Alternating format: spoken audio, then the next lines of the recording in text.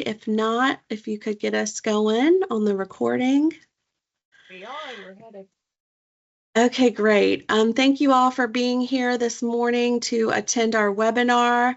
I am Kate Pickett-Irving, Program Administrator for the Virginia Enterprise Program for DHCD.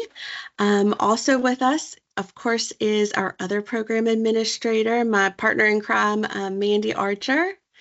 And we have our Team Manager, Tori McGowan, as well, who is on the webinar.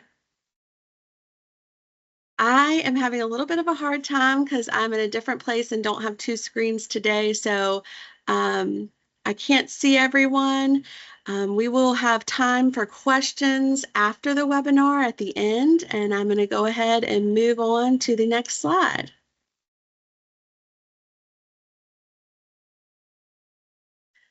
It looks like everyone's already muted, and we have deactivated the cameras for everyone so that it will be less distracting. The session is being recorded, and as I said earlier, there will be a time for questions at the end of the session. As you can see, here are all of your buttons at the bottom of your screen. The chat button is on the left.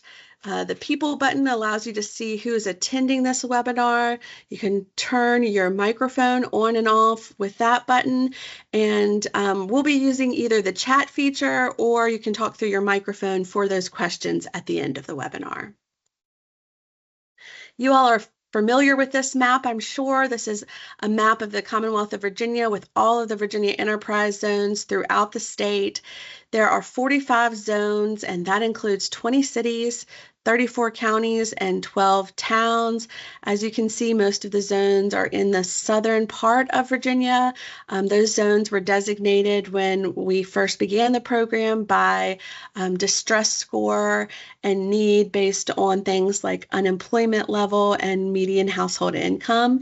And we still use a lot of that same data to look at renewals and expirations. Here's a little summary of grant year 2023 data. Grant year 2023 was our last grant year. That was for jobs that were created in calendar year 2023, and those real property investment grant projects that received their final place in service documentation in calendar year 2023. We had 41 total job creation grants and 142 RPIGs, and that was a 28% increase in applications, which is really exciting. There were 3,274 net new jobs created and over 15.21 million in dispersed grant funds.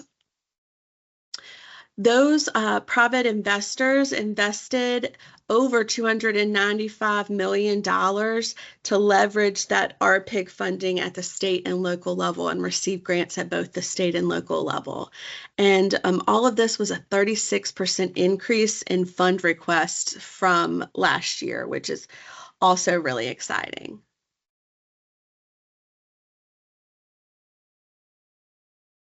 Here's our annual timeline. Our program's a little bit different than other grant programs at the state level because we work on a calendar year. So in January and March, we are helping businesses and also LZAs, our local zone administrators, determine grant eligibility and help with preparation for those grant applications.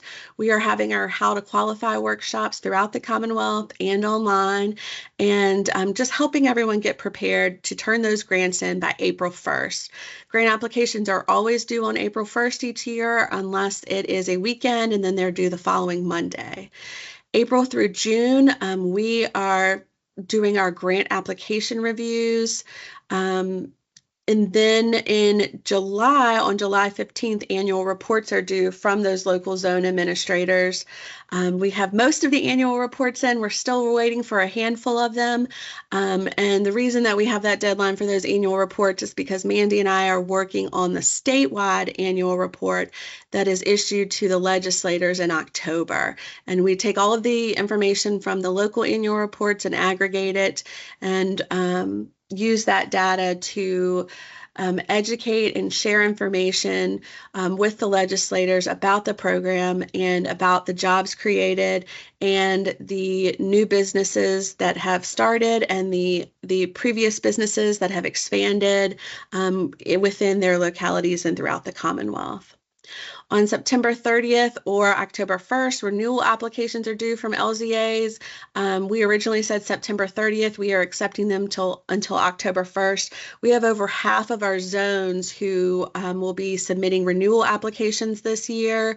Renewals have been something that we've had every year, but we've never had this many localities renewing at once in a long time. And of course, one thing we've talked about a lot is the change in legislation that happened this year in the General Assembly. If a locality was designated as an enterprise zone before July 1st of 2005, then that locality has their initial designation amount of time and then up to 2 5-year renewals. That was previously 1 renewal. And then if a locality was designated on or after July 1st of 2005, then they can receive up to 4 5-year renewals, and that was previously 3. And then all zones, whether designated before or after 2005, receive an additional 4 years after those renewal periods. If you have any questions about your renewal or whether your zone is renewing, please reach out to us. As stated before, we get that state annual report to the General Assembly in early October. November 1st is when those amendment applications are due, which we are talking about today. And let's go ahead and jump into that. Amendment requirements. Mandy, remind me, are you supposed to start this one or am I keeping going? That's where I was gonna, yeah. Okay, I'll let you take the reins then. Kate was on a roll, so we try to share, but thanks for introducing us and getting us started. So going in, amendment requirements, of course, why most of you are here today. So just as a reminder, we do accept amendments on a rolling basis throughout the year, and they are retroactive to January 1st of the calendar year in which they're approved.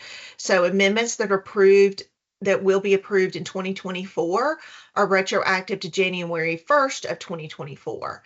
And again, we do accept them on a rolling basis. However, to be processed for this calendar year, those applications do have to be entered into CAMS by November 1st. Locality is allowed to amend boundaries or local incentives once every 12 months from the date of the last amendment. And if you have a joint zone, you're considered separate. So if you're, one of those joint zones, maybe let's think Henry County, Pennsylvania, or Danville or something, and they each of them could submit those at separate times. And then, of course, your local annual report must be current with DHCD to approve your amendment application. So let's talk a little bit about those requirements. It is a requirement that a draft of the amendment application, and really what we're asking for is just a draft of those maps or those incentives, the boundary maps or incentive revisions, and those must be submitted to Kate and or myself prior to your public hearing. So you do have to receive DHCD approval to move forward. And the reason for that is that we just want to make sure everything's in order and that you are going through what those admin rules associated with those changes are, and we can help guide you through that. This is a short checklist for the requirements of things that will need to be uploaded and attached into CAMS. And so your public hearing advertisements, you do have to do 2. We're going to review that in a little bit more detail in a minute. Your official public hearing minutes, your local assurances, this is for both. And when we say both, in parentheses right there, you have to have public hearing advertisements for incentives and or boundaries. Your public hearing, both incentive and boundary amendments require that. Local assurance documents, your incentive chart. So if you're only amending your incentives, you would need to upload incentive charts. If you're only uploading maps, you would need to upload the maps and boundary amendments. And just to let you know, the incentive application and the map application are 2 different applications. So if you're working on both of them, you will have both of those due through CAMS. You will be able to find the updated Enterprise Zone Amendment Manual, which walks you through the steps of the amendment process, as well as the map requirements, incentive requirements, and all the other information that we're talking about today. And that is located on the DHCD Local Zone Administrator's website. So let's talk a little bit about your public hearing requirements. So the public hearing, you must not be held more than 6 months prior to the application. So if more than 6 months goes by between your public hearing and your application, then it becomes null and void. So you would have to hold those public hearings again. The public hearing must be open to the public and allow time for comments. Those comments do need to be recorded and entered into the application as well. The advertising regulations have changed just a slight bit, not a whole lot. You still have to do 2 advertisements. The required day requirements is what's a little bit different. The first notice appearing no more than 28 days before the public hearing, and the second notice appearing no less than 7 days before the public hearing. And as always, it must state the time, date, and location of that public hearing. So it's just an updated regulation, sort of new, associated with where those requirements were. It still is in, a local paper or something that's of circulation. The amendment application must include an official copy of the public hearing minutes. So we do know that sometimes, based off of the timeline, that you may hold that public hearing in October, but for some reason you are not able, that's a draft minutes that are being held, and so they do not get approved until the November council or board of supervisors meeting. What we ask you to do is submit those draft minutes with the CAMS application when it's by the due date, and then submit your official minutes separately via email once they have been completed and approved at that next council or board of supervisor meeting. This is just an example of a public line.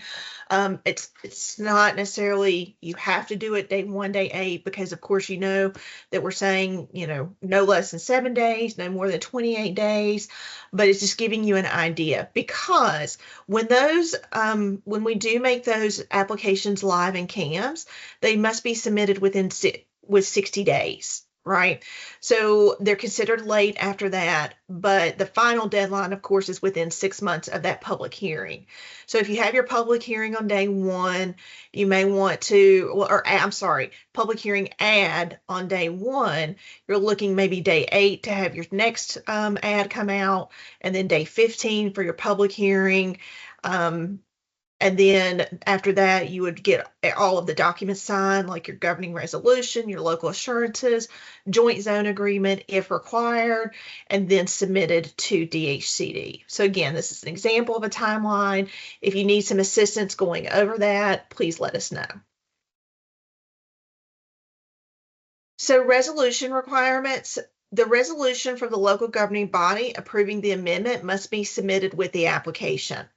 So in joint zones, only the locality that's amending their portion of the zone must submit a resolution.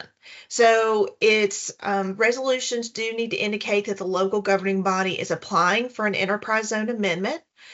It also authorizes the chief administrator to submit all information needed for the application. Also authorizes the chief administrator to meet other administrative and reporting requirements throughout the life of the zone. And again, if in a joint zone, indicates that each locality has completed the joint application agreement, authorizing the application to be submitted. We do have samples and templates of resolutions provided in that amendment manual. And where there's no chief administrator, a clerk may also be authorized to handle those duties. So here is a local assurances document. This is what's used to authorize and certify the accuracy of the information provided in your application and ensure that program regulations are being met. So each locality participating in the zone would need to do a signed copy of this. So it's the applicant that's doing the local assurances. So representative, again, this is the example that you can utilize. The blanks would be, the governing body of particularly, Richmond, City of Galax, whoever that may be, and then indicate what date your public hearing was held on, and of course, sign, dated, etc. A joint application agreement. So in the case of a joint zone, each locality that's participating in the joint zone, regardless of whether they're amending their portion or not, does need to sign a joint application agreement, which is this right here. And this form just certifies that the other participating jurisdictions support the filing of the request. We do want to remind you that this is an administrative task. It is not something that we require to go through a public hearing process or through the Board of Supervisors. It can be held by the Chief Administrator locally. Some localities choose to do that through their Board of Supervisors or City Council, but it is not a requirement. It's an administrative task by the Chief Administrator of the adjoining zone. So you can see right here, here's an example of Prince Edward, Charlotte County, and Lunenburg, who have a joint zone.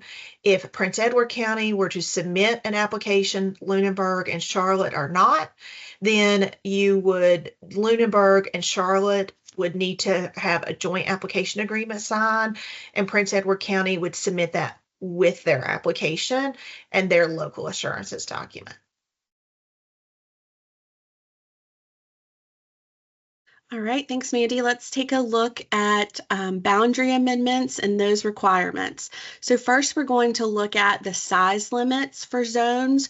Zones that are in counties have a minimum size of a half a square mile, which is 320 acres, and a maximum size of 6 square miles, which is 3,840 acres. We do have the note that zones in cities where the present boundaries have been created through the consolidation of a city and a county, and those include Chesapeake, Hampton, Newport News, and Virginia Beach, or the consolidation of 2 cities, Suffolk and Richmond, must use the minimum and maximum size guidelines for zones in unincorporated areas of counties, which is the one that we just went over. Size limits for zones in towns and cities. The minimum is a quarter of a square mile, which is 160 acres, and the maximum is 1 square mile, which is 640 acres. There is an exception. It may be larger than 1 square mile, provided it does not exceed 7% of the locality's land area or does not encompass more than 7% of the locality's total population. There are some localities who utilize that to calculate their zone size, and there are some stipulations that go with that in terms of what is considered land area as part of land area and what is not, etc. Adding zone acreage. So zones may expand up to the maximum size outlined in the program regulations. So for those county zones, that's 3,840 acres. And for the city zones, that's 640 acres. It cannot consist of a single site for a single business firm, and it cannot be less than a total of 10 acres in size. Those two things often confuse folks. This means that your amendment in its total cannot just be a total of less than 10 acres in size or for one single business firm.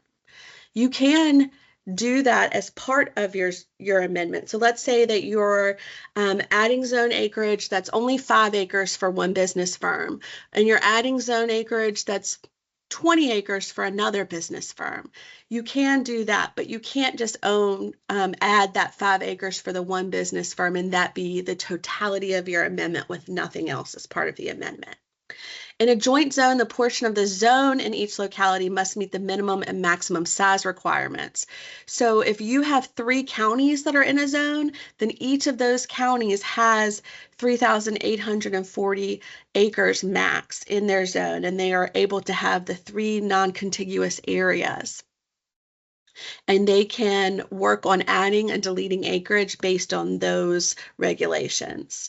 When it comes to deleting zone acreage, the locality must notify each property owner and business located within the proposed deletion 2 weeks prior to the public hearing, at least 2 weeks prior to the public hearing, and no less than that. We do have a sample of the type of letter that you might send to property owners when deleting acreage. Usually when you're deleting acreage, you're looking at any residential parcels that are in the zone that are not eligible for enterprise zone grants. You're looking at any government-owned properties that are also not eligible. And there is the occasional time when you might be deleting commercial properties that are in the zone, but maybe they are properties that have maxed out the maximum amount of grant that can be received within 5 years and you really need acreage. Or maybe they're in a part of the zone that used to be a very successful commercial district, but no longer is, and you're not seeing growth there, and you need the acreage somewhere else, and it's unlikely that they would be eligible for an enterprise zone, then you might delete them. And in your letter to them, you want to explain that taking the property out of the zone is in no way affecting their property value, because that can be really confusing for people who aren't really aware of the program and what that means to be taken out of the zone. And for us, the LZA must demonstrate that the deletion will not have a negative impact on businesses and properties. So when we have that initial meeting with you, you're going to pull up your GIS system, show us the parcels that you want to add, and show us the parcels you want to delete. And when you're telling us that you want to delete them, we're going to want to know why. Please give us your reasoning so that we can help move it forward to the next level with all of the information that we need to make that decision. Adding or removing non-contiguous areas. So you can see from this picture, there are 3 non-contiguous areas. Number 2, for instance, has a lot of bigger areas, but has some of those what we call spider legs, where you're using the right-of-way to connect areas, and that's fine. That right-of-way counts towards your total acreage, but it's still number 2, even though it's larger and it's more spread out, is still considered, that's one contiguous area, but it's non-contiguous from numbers 1 and 3. And each zone may have up to 3 non-contiguous areas, and the total acreage of those non-contiguous areas cannot be greater than the maximum zone size. Each participating jurisdiction in a joint zone is allowed to establish 3 non-contiguous areas. So if you're in a joint zone and your locality is a county and you have 2 other counties in your zone, you might have between the 3 counties 9 non-contiguous areas, 3 in each of the zones. These are our requirements for those boundary amendments. The first is a map of the locality with both the current and the amended boundaries. And this must include the acreage of the additions, deletions, and the total zone acreage. The easiest way to do that is to just have a little table off to the side that might say, current zone acreage, proposed additions and the amount of acres, proposed deletions, and then the amount of acres, and then, new zone total acreage. We ask that you follow, or we require that you follow this key. Proposed deletion should be in red with the bold red dashed border. Proposed addition should be green with the bold green dashed border. Existing zone boundaries should be shown in blue with the bold blue solid border, and then the that should say existing, not exiting. Existing zone boundaries should be in yellow to show us contiguous areas of other localities that are in the joint zone. And if you had an amendment further back than just 1 or 2 years ago, then these colors are a little bit different than what was previously required. So the other features that are required on the map are here on the right. That includes your major streets, roads, and highways, your city, county, town limits, key businesses and employers, key properties and revitalization project areas or developable land, airports, other ports of entry, major railways, office or industrial parks, and then any special districts you have. If you have a Main Street district, if maybe you have a technology zone or an opportunity zone, those are other things that you're going to want to include on the map.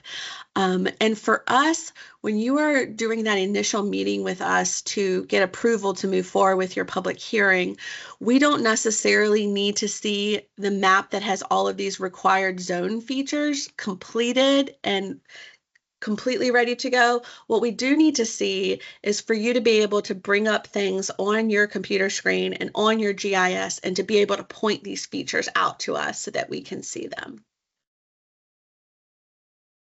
So here is an example of what those boundary amendment maps look like. If you look here on the left, you'll see one of the Roanoke City Enterprise Zone. This is a map that they submitted and was a very good example. So you can see that all of the things that are in the solid blue are the parts of their enterprise zone. You can see their contiguous and non-contiguous areas. You can see that their additions that are proposed are in green and that their deletions that have been proposed are in red. You can also see a good example on the Charlotte County Enterprise Zone map. They have everything that is required, and they even numbered and made a key to the side of key employers that are there. They showed where the town of Keysville is with the bright blue. They showed the county boundary, and then they even in their legend showed different a different key for the Heartland Business Park and this redevelopment area that they are planning to be working on and adding to the zone. Let's move into incentive amendments. So localities should amend their incentive package if certain incentives are not being utilized or as conditions in the zone change. So at the local level, a requirement of being an enterprise zone locality is that you not only are representing the state benefits to the folks that are in your locality, but also that you are offering those local benefits and incentives to those businesses as well. And so if there are incentives that are not being utilized for whatever reason, maybe they have become too cumbersome, maybe they were for a specific industrial park that maybe has completed its growth and is already full, and you really don't need those incentives anymore, then that would be a good reason to amend your incentive package. New incentives may be added to that package, and existing incentives can be adjusted. And some of those adjustments would include conditions on the incentives. Incentives can also be completely deleted and replaced. Deletions of incentives will only be approved if the proposed replacement is equal or superior to the incentives previously offered. I think that statement scares folks sometimes when they're looking at possibly changing their incentive amendments. However, if you have an incentive that hasn't been used for a long time and you come to us and say, hey, we haven't had a business use this incentive for years and we want to replace it with this, and you explain your reasoning, you explain how this other incentive is going to help businesses more than this one that's not being used at all, then we're very likely to approve that incentive being replaced by another incentive. Our goal is to approve the new incentives that are going to be utilized and that are going to help those businesses at your local level. And also, it's important to note, and this could be in my next slide, but I'm going to go ahead and say this, that local incentives should not hinge on eligibility for state incentives. So at the local level, you might have a job creation incentive, and you can make it so that it's easier for the business to receive the local incentive than if they were trying to apply for the state incentive. So let's say our state job creation grant incentive has a threshold of 4 jobs. At the local level, you could make your threshold 2 jobs, and that's acceptable. And we support that and think that that is a great way to have businesses utilize your local incentives. So a locality can set whatever conditions is needed for that incentive, provided there's no conflict with federal or state law, and businesses should not be required to qualify for state incentives to be eligible for local incentives. And I'm in a different spot than usual. I need to plug in my computer. Mandy, if you could finish this slide for me, that would be great. Sure. So, just as a reminder, types of local incentives that you can utilize are real property tax exemption. And again, these are just examples, and she must have died. So I'm going to just talk about it for just a moment until she comes back, and I may be able to share a screen. Hang on just a minute.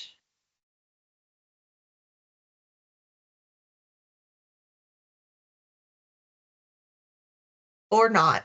I'm gonna talk a little bit about them, and then when Kate gets back, she'll get us back on. So real property tax exemptions, fee waivers, that can be building permit, water zone, um, zoning, if something needs to be zoned differently, local tax rebates, that could be meals tax, lodging tax, other types of rebates, machinery and tools tax, some type of rebate associated with that, public improvements. You could offer some type of business loan to enterprise zone localities, any type of workforce services, or business property, or B-POL exemptions, business license exemptions. We do list all of the localities and their local incentives that is included in that General Assembly annual report that is located on our website. And so you're welcome to take a look at that. Of course, we are working on this upcoming year, which is another reason we're looking for the local annual reports so we can include that information. Kate, I didn't share my screen just because, so I'll let you pull that back up. I just kept talking from my notes over here. So just looking at incentive amendments, guidelines for developing local incentives. So you want to make sure you are using incentives that accomplish a plan and consider return on investment for localities that are going into that enterprise zone area.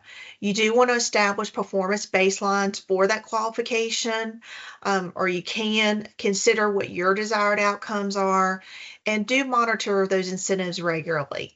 So the conditions of the incentive, of course, are placed on the period the incentive is made available. You could put, place in conditions on the period in which the business can qualify. They may need to make sure that they apply locally and that it's within a year, because you may not want them coming back 5 years after they establish that. And then, of course, what is the eligibility criteria to receive that incentive? And so having all of that, and we do have charts, chart 1 and chart 2, that do need to be completed during the incentive process. And you can spell all of that information out there. I don't know that I would put it on my marketing guidelines, but maybe something you're able to handle or hand out to the businesses that you are talking with. And I can just keep going into this next one, Kate, if you don't mind switching it to it. I think.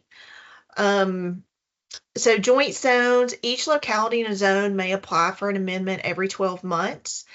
So just as a reminder, if a town is within a county zone, the town does need to complete the process of changing boundary incentives at the local level, following those local regulations. And then the town then gives the amendment information to the county to complete the DHCD process. So you may remember that there are joint zones that have a town and a county, or a town, county, and city all together. There are also county zones that encompass towns. And so it's just a change in the regulation that happened. And so what we're doing is we're just trying to make sure that sometimes those towns will still add. So it could be that the town of Hillsville, I'm going to use that since I'm in the Carroll County area. The town of Hillsville is part of the Carroll County zone. And so the town of Hillsville needs to offer the county incentives, but they may decide to offer additional incentives, maybe a business license waiver or something else. If they decide they want to change that, then they would need to go through the regulations, and then again, they give that to the amending, the locality that's amending, which in this case would have been Carroll County. So just as a reminder, the locality that's applying for the amendment is the only locality that must have a resolution passed. And all the localities in a joint zone must sign that joint zone agreement although DHCD does not require the joint zone agreement to be passed by the local governing body, something we stated earlier. It just must be signed by the chief administrator. So just review those requirements for submission of if you're doing a boundary amendment, an incentive amendment, or both. You must meet with DHCD staff before your public hearing so that we can approve those incentive changes or boundary additions and deletions. You would have 2 advertisements. So you're going to have advertisement number 1 for that public hearing. You'll have advertisement number 2 for that public hearing. We do need proof of submissions. That's usually an affidavit or something from that local newspaper in which you placed the ads. The public hearing information, so submit the official minutes and comments from that meeting. The resolution, which is passed by the local governing body, certified and submitted. Your local assurances document, which is completed, signed, and submitted by your chief administrative officer. And the joint amendment agreement, if you have a locality that's part of a joint zone, and also completed, signed, and submitted. If you're doing the boundary amendments, you need to have maps. We do have 3 or up to 3 maps that need to be submitted, which is laid out in our amendment manual. And then the incentive charts if you're doing the incentive amendment only.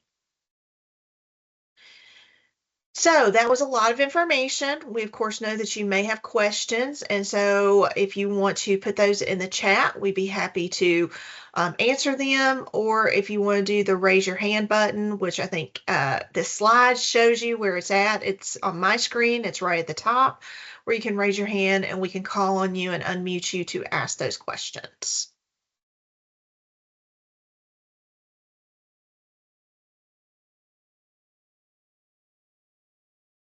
And Kate, if I missed anything in that town slide, please feel free to go back and review it again. No, you did excellent. Thank you for saving the day. I thought my computer was plugged in, but part of the plug was not. So you definitely saved the day there. I'll just reiterate, I think that it can be really confusing if there's a town within a county. And let's say that the town wants to, like Mandy said, change one of their incentives. At the local level, they would just go through the local process with the local regulations of changing that incentive. So usually that is passing an ordinance with the town body. They do not have to go through the DHCD process yet. Then they would hand that information over, that new ordinance, that change, to the county that is actually the named in the zone, and the county would go through DHCD's process. The one part of DHCD's process that that town does have to go through, of course, is coming to meet with us, or meeting with us virtually, of course, and having us approve that change of amendment or change of incentive, excuse me, before you move forward at the local level. So you get it approved by us, you move forward at the local level with an ordinance, whatever kind of local regulation that you have to follow. And then you hand it over to the county, and then the county will go through the process that DHCD has with that public hearing, the minutes from the public hearing and the ads being turned in, that resolution that's approved after the public hearing. And that's another note. Very often, localities will have the public hearing and the resolution for the approval on the same evening. You can do that. You can have the public hearing and then immediately have the vote on the resolution. And then, they would send in all of the information to DHCD that way. And I would just also reiterate that we accept amendments on a rolling basis throughout the year. I would not try, if you have not started this process, I would not try to rush it and do it right now, because it's a lot to go through. So you could wait until the beginning of the year. And of course, Mandy and I are happy to help with that process in any way that we can.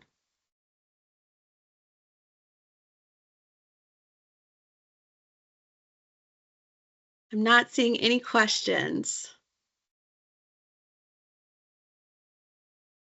This recording will go on YouTube, and so we will send a link to the recording as well as the amendment manual and the presentation to everyone as soon as it's available.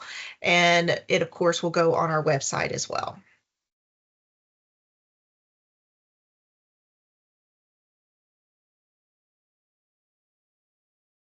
Okay, if you think of a question after this that you would like to ask us, feel free to email us. We're happy to help in any way we can. Thank you so much for attending today and for giving us your time and energy. And we will talk to you all soon. Thank you.